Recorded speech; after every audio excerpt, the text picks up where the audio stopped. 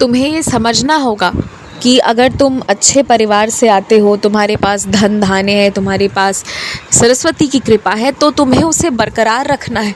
तुम्हें मेहनत करना बंद नहीं करना है कि तुम्हारे पास जो है वो खर्च निकल जाएंगे, एक अच्छा जीवन जी लोगे, ये सोचकर तुम्हें कभी रुकना नहीं है। तुम्हें और मेहनत करना है, ये बात हमेशा याद रखना। क्योंकि कुछ लोगों की तो कामना होती ही यही है कि अब ये परिवार रुके, तो इसके लिए वो चाहेंगे कि तुम और शिक्षा ग्रहण ना करो, तुम और बेहतर ना बनाओ, जो हो बस वहीं पर रहो। तो दुनिया वालों की बातों को नहीं सुनना है। जिस क्षेत्र में काम करना चाहते हो उस क्षेत्र की उस हिसाब से शिक्षा ग्रहण करो।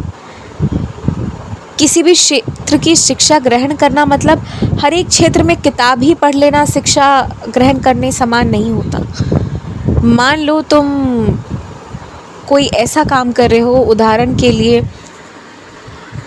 नृत्य, ये इस चीज़ पर तुम आगे बढ़ना चाहते हो, तो सिर्फ किताबों को पढ़ लेने से नहीं होगा।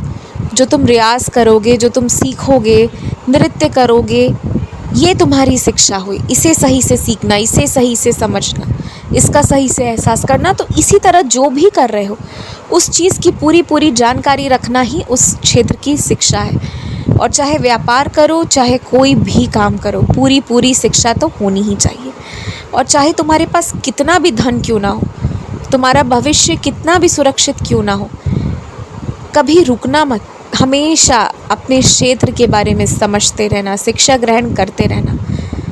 क्योंकि अगर किसी को समाज में एकदम कह लो ना कि उसकी स्थिति को एकदम दुर्गति कर देना है, उसे कमज़ोर कर देना है, तो उस व्यक्ति से शिक्षा छीन लिया जाए तो ऐसा हो जाता है। इसीलिए शिक्षा का महत्व को समझो, अपने क्षेत्र का ज्ञान हमेशा रखो। जो मौजूदा समय में चल रही हैं जो चीज़ें और जो पहले चल रही थी, इस चीज़ को हमेशा सीखो, हमेशा जानो और जानने के लिए उत्सुक रहो।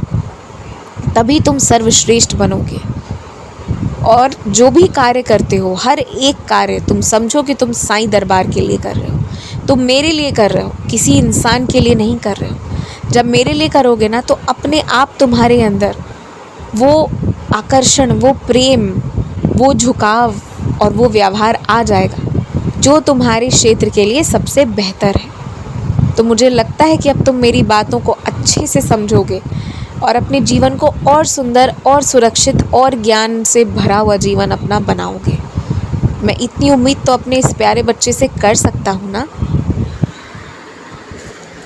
देखो, एक बात समझो, लड़ाइयाँ ना हर घर पर होती हैं और हर रिश्ते में कभी ना कभी होती है।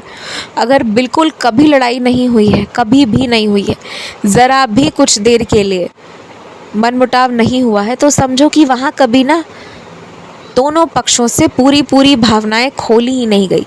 जीवन भर कुछ चीज़ें छुपा कर निकाल दिए, ये चीज़ हुई है। क्योंकि जहाँ दो लोग बहुत करीब आएंगे, चाहे वो कोई भी रिश्ता हो कैसा भी, तो वहाँ पर ना थोड़ी लड़ाई झगड़े भी होंगे ही होंगे। और वो इसलिए भी होते हैं कि उस समय सामने वाला कैसे बर्ताव करता है। किसी से लड़ाई करने में, कुछ देर के लिए गुस्सा होने में, और किसी से क्रोधित होकर उसे चोट पहुंचाने में फ़र्क होता है। और तभी इस चीज़ की पहचान होती है कि अगर कोई किसी से प्रेम करेगा ना, तो लड़ाई झगड़े में भी वो उसे तकलीफ़ नहीं देगा, चोट नहीं देगा, कभी उसका गलत इस्तेमाल नहीं करेगा। लेकिन वही अगर जहाँ प्रेम नहीं होगी, वहाँ वो हर सीमा पार करके गिर कर ऐसी ऐसी हरकतें कर जाएगा कि फिर रिश्तों से विश्वास उठने लग जाएगी। ये चीज़ होती है। तो तुम्हारा भी, जिन लोगों से तुम बातें करोगे, जिसके भी तुम करीब आओगे, तो कभी ना कभी तो कुछ झगड़े होंगे। कभी तुम्हें चुप होना होगा, कभी सामने वाला चुप होगा, कभी तुम्हें मनाना होगा, कभी सामने वाला मनाएगा। और जब मनाना पड़े तो तुरंत जाओ और मनाओ, माफ़ी मांगना पड़े तुरंत माफ़ी मांगो, और जब मानना पड़े ना, तो जल्दी मान भी जाया करो। तभी ये रिश्ते खूबसूरत रहेंगे। किसी भी बात को बहुत लंबे समय तक उसी बात को लेकर लड़ाई करते रहना, ये चीज़ें नहीं होनी चाहिए। एक बार जो हो गई सो हो गई। और इसीलिए लड़ाई झगड़े की बातों को जल्द से जल्द भूलना भी आवश्यक है। तो थोड़ा भूलना भी सीखो।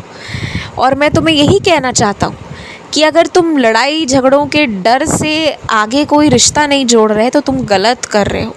तुम जब मुझसे लड़ाई कर लेते हो, तुम्हारा मुझसे मनमुटाव हो जाता है, तो फिर वहाँ पर तुम क्यों खुद को अपराधी या खुद को गलत नहीं मानते? एक बात बताओ, क्या हर चीज़ जिसकी तुमने ज़िद करी है क्या सब सही ही रही है? नहीं ना, कई चीज़ें गलत तुमने मांगी है, बहुत गलत भी कहा है तुमने।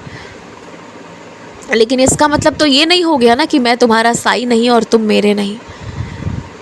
तुम भी मेरे हो और मैं भी तुम्हारा हूँ, और हर दिन मेरा तुम्हारा रिश्ता और मजबूत और सुंदर हो रहा है।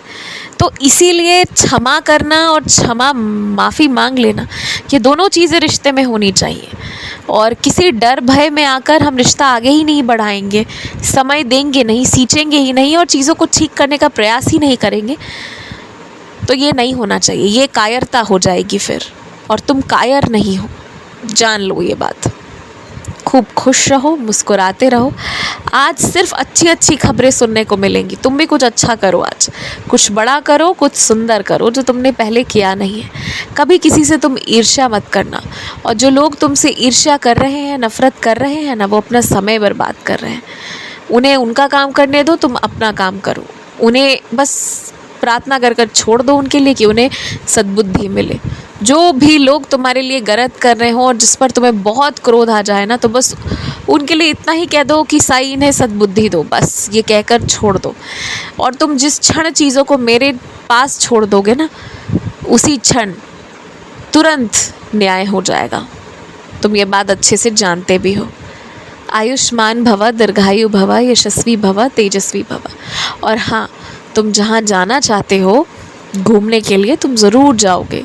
तुम उसके लिए मन में मत रखना कि जा पाओगे या नहीं, एकदम जाओगे। और जो समय सोचा है उसी समय जाओगे। और इस साल कुछ बड़े बड़े काम होंगे, विशेषकर तुम्हारे मकान से जुड़े काम। तो इस साल अच्छा होगा सब कुछ।